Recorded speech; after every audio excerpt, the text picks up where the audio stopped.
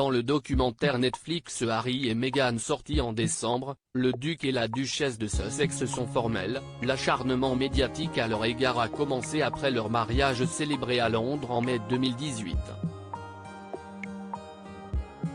Pour eux et surtout pour Meghan, pas de doute, l'américaine était la cible à abattre. Et ils ont presque réussi puisque, comme le racontait si bien le prince Harry, son épouse a eu des pensées si noires qu'elle a songé au suicide avant de choisir de se battre et d'obtenir justice. Meghan Markle a notamment été accusée d'avoir mis en danger la vie de la princesse Charlotte à l'époque de son union avec Harry, comme le prince le rapporte au travers de ses mémoires.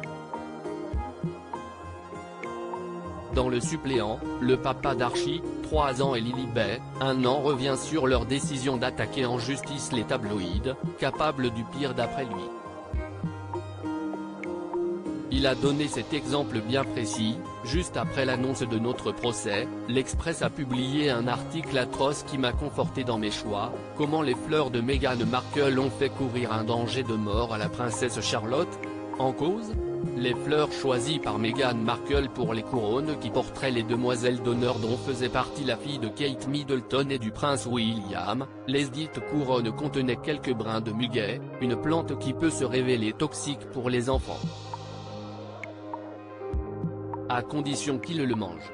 Le danger n'était donc pas un mais pour Harry, peu importait tout ça.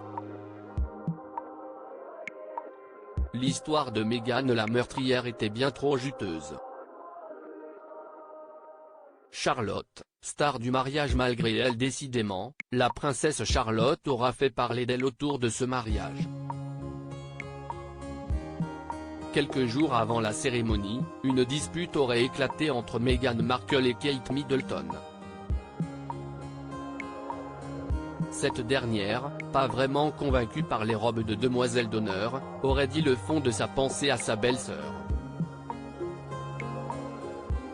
Un avis dont elle se serait bien passée, déjà stressée par le scandale provoqué par son père à l'époque et l'angoisse grandissante à l'approche du mariage. Meghan Markle aurait même fini en pleurs sur le sol d'après les dires du prince Harry.